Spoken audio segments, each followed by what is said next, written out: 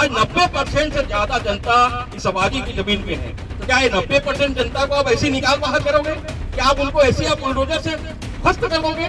ये न्याय है? कि खड़ा हिमालय बता रहा है, डरो ना आंधी पानी से और बढ़ो निरंतर अपने पथ पे कठिनाई तूफानों से। मंत्री जी, आपको जनता ने जनादेश दिया है, वही जनता आपको नीचे उतार कर फेंक देगी। उद्योगपतियों को आपने लीज दिया है 10,000 एकड़ का, उसने 2,000, 5,000, 10,000 मनमाने तरीके से बढ़ा लिया। अब तो आप उस पर कार्रवाई नहीं कर रहे हैं। कहीं भी गलत होता है तो विरोध कीजिए। अगर एक व्यक्ति भी विरोध कर रहा है तो उसको लोकतंत्र विरोध माना जाता है। और यहाँ पर पूरे प्रदेश भर से पत्रकार आए हुए हैं और सब विरोध कर रहे हैं और सबका कहना है कि लोकतंत्र की हत्या है। ऐसा छवि अपनी जनता में मत बनाइए, नहीं तो 5 साल बाद आप भी जनता आपको ऐसी जो मलबे हैं उसमें धकेल देगी। ऐसे कई नेता आए और चले गए, इतिहास उनको याद नहीं रहा। लोकतंत्र की बात, आज लोकतंत्र में आप सत्ता में आए हैं, जनता ने चुन के भेजा है। जनता की बात आप तक पहुंचाने का काम पत्रकार करता है और पत्रकार को आप अगर दबाने का काम करते हैं तो सीधा सीधा आप लोकतंत्र पे हमला करते हैं। कहीं ना कहीं तानाशाही है, पत्रकारों की आवाज़ को दबाने का निरंतर प्रयास किया जा रहा है, जनता की आवाज़ को कहीं ना कहीं कुचला जा रहा है। अगर हिम्मत है तो रसूखदारों पे बुलडोजर चला दीजिए, तब तो आपके बुलडोजर पे ब्रेक लग जाता है। लेकिन जब किसी पत्रकार की बात आती है, जब किसी गरीब व्यक्ति की बात आती है और जब किसी आम जनता की बात आती है तो आपका बुलडोजर 80 की स्पीड से सर पर दौड़ने लगता है।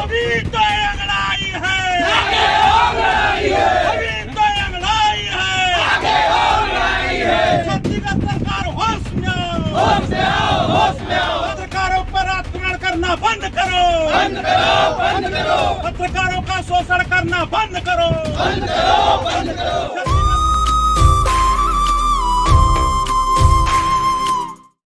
विश्व गुरु भारत में मदर ऑफ डेमोक्रेसी का क्या हाल है देख लीजिए। जब सरकारें तानाशाही हो जाएं, जब सरकारें लिखने वालों पर ही बुलडोजर चलने लगे, जब जनता न्याय के लिए भटकती लगे और कहीं ना कहीं जब कोई पत्रकार उनके हक की बात करने लगे तो उनके कार्यालय पे ही बुलडोजर चला दिया जाए, तो समझ जाइए कि आप छत्तीसगढ़ पे हैं। एक पत्रकार के ऑफिस में बुलडोजर चला दिया जाता है और बोला जाता है कि ये तो कानूनी कार्रवाई है, जबकि सबको पता है कि ये कानूनी कार्रवाई नहीं, ये राजनीतिक कार्रवाई है। जब कोई पत्रकार लिखता है कि साहब आखिर आप अन्याय क्यों कर रहे हैं, आप फर्जी लोगों को अपने कार्यालय में क्यों बैठाते हैं, आप फर्जी लोगों को नौकरियां क्यों दे रहे हैं, और ऐसे ऐसे तथ्य सामने लाता है जिसमें दिखाता है कि जितनी भी नौकरियां हैं वो फर्जी हैं। सबसे पहले जनता समझ जाइए, जिसकी नौकरी फर्जी लगी है तो समझिए कहीं ना कहीं उसमें आपका हक मारा जा रहा है। वो व्यक्ति काबिल नहीं है, वो धोखे से नौकरी कर रहा है। जब अखबार ये सवाल पूछता है और जब अखबार बोलता है जनता के लिए कि आखिर ऐसा क्यों किया जा रहा है, तो क्या होता है कि उस अखबार के ऑफिस में ही बुलडोजर चला दिया जाता है और लोग देखते रहते हैं। और ये देखते ही देखते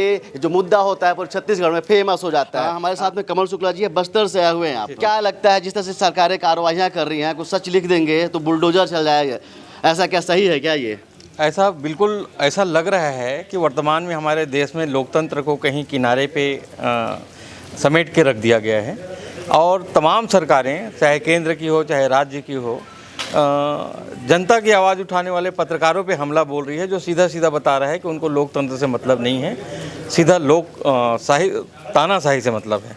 और पत्रकार के ऊपर हमला करना तो बिल्कुल लोकतंत्र में जायज़ नहीं माना जा सकता। लोकतंत्र तभी किसी देश में, किसी राज्य में अपने मूल स्वरूप में आ सकती है, जिंदा रह सकती है, जब वहाँ के पत्रकार जिंदा रहें, पत्रकार निर्भीक होकर लिख सकें। पत्रकार ही है वो जो सत्ता और जनता के बीच संबंध कायम करने का काम करती है। और किसी पत्रकार पे अगर सत्ता हमला कर रही है, जैसे आज अंबिकापुर में हुआ जिसके लिए हम आए हैं, तो उसका सीधा मतलब है कि सत्ता जो है जनता की आवाज़ दबाना चाहती है। और ऐसे पत्रकारों पर हमला बताती है कि ऐसे पत्रकार ही वो लोग हैं, एक तो उस पत्रकार के लिए एक सर्टिफिकेट है कि वो जनता के लिए काम कर रहा था, इसलिए सत्ता उससे डरती है। दूसरा ये उन पत्रकारों के लिए संदेश है जो ये बोल के उसका साथ देने की कोशिश नहीं करते कि उसी के साथ हुआ, हमको क्या मतलब। आज नहीं तो कल आपकी बारी भी आने वाली है, क्योंकि सत्ता ने तय कर लिया है कि उसको सच सुनना नहीं। बुलडोजर का लोकतंत्र में स्थान नहीं है। जिन सरकारों ने बुलडोजर का स्थान लिया है, जिसने बुलडोजर का प्रयोग किया है, वो सब भुगत रहे हैं। उनकी सत्ता पलटी जा चुकी है उसी बुलडोजर के नीचे।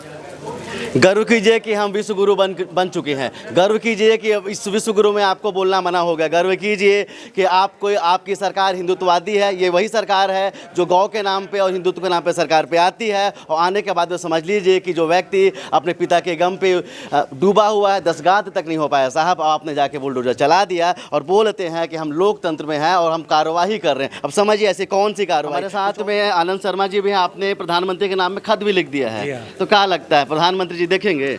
ऐसा है, मैं पहले बात तो ये बताऊं कि मैं आम नागरिक हूं और हमारा हक है जहां पे भी गलत हो, जब प्रदेश की सरकार न सुने तो हम केंद्र की सरकार से गुहार लगाएं। अब देखना होगा, आवेदन तो हमने भेजा है, और सबसे बड़ी बात गलती ये हुई है, जब शोकाकुल परिवार है तो कम से कम उनको मोहलत देना चाहिए।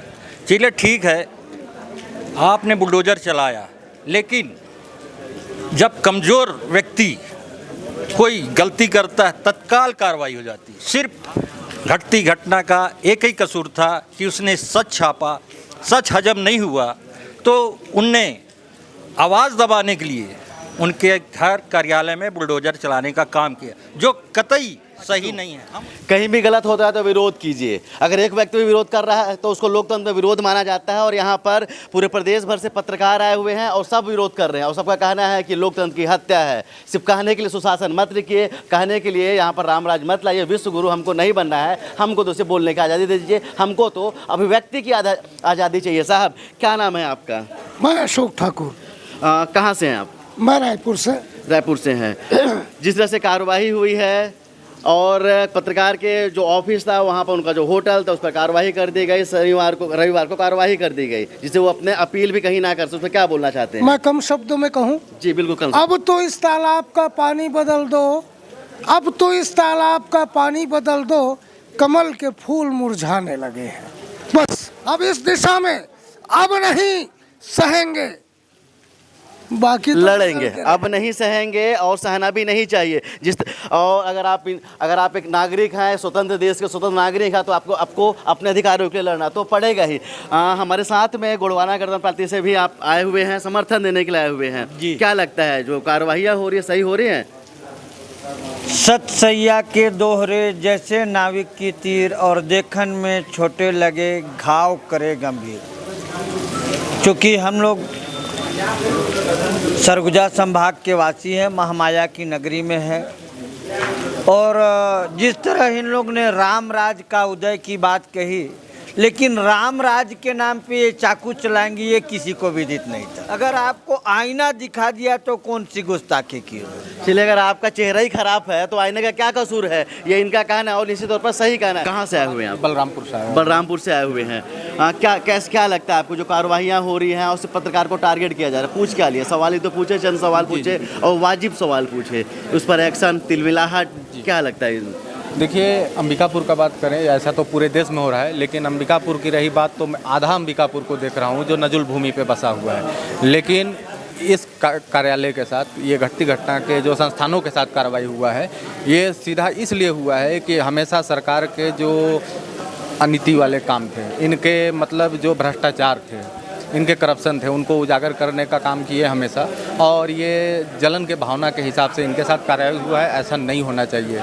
पिछली सरकार का आप देख लीजिए तो उनके साथ भी जो है यही हुआ था, और उसके बाद जो है सरकार गिरी थी। तो मैं ये मानता हूँ कि अगर इसी टाइप का कार्रवाई होता रहा तो ये सरकार भी जल्दी गिरेगी। चलिए इसी तरह से अगर कार्रवाई होती रहे तो ये सरकार भी ज़्यादा दिन नहीं रहेगी। अच्छा, हमारे साथ पे जो पीड़ित हैं उनके भाई भी हैं और सह संपादक भी हैं। आप अविनाश सिंह जी ने बताया था कि जो सरकार के नुमाइंदे थे वो रात के 10:15 से सुबह के भोर के 4 बजे तक आपके घर में थे। जो मंत्री जी के जो OSD हैं मरकाम जी, वो 3:30 बजे तक हमारे साथ अविनाश जी के निवास से बैठे रहे, और उनके साथ और 2-4 लोग थे। क्या बोला जा रहा था उस दौरान पे? उस दौरान कुछ नहीं, बस वो इधर उधर की बातें कर रहे थे, और कोई पॉइंट टू पॉइंट कोई बात नहीं कर रही थी। और उनके जाने के बाद खबरों को ना चलाने का दबाव बनाया जा रहा था। खबर ना चलाएं और इसके लिए अपन ऊपर बात करेंगे करके बातचीत हो रही थी, लेकिन वो स्पष्ट उनका कोई भी वो नहीं था।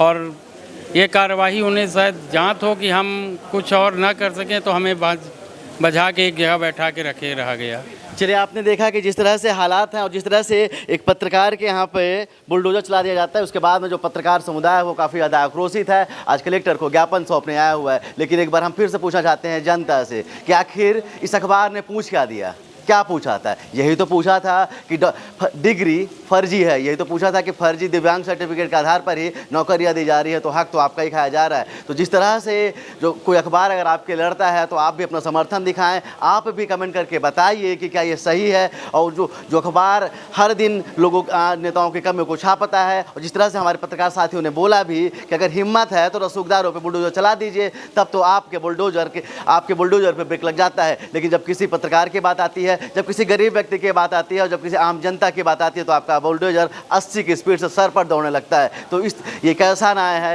ये कैसा लोकतंत्र है और कैसा विश्व गुरु है जिसमें न्याय भी दोहरे तरीके से होता है। तो चलिए, जनता से हम अपील करेंगे, उनसे पूछेंगे भी कि क्या ये सही है। अगर गलत है तो कमेंट करके जरूर बताइए, अपना समर्थन दीजिए और कहीं ना कहीं जो खबर है ये पूरे छत्तीसगढ़ में फैला दीजिए। कैमरामैन अखिल के साथ अब तक के लिए मैं सुनील शर्मा, जय हिंद।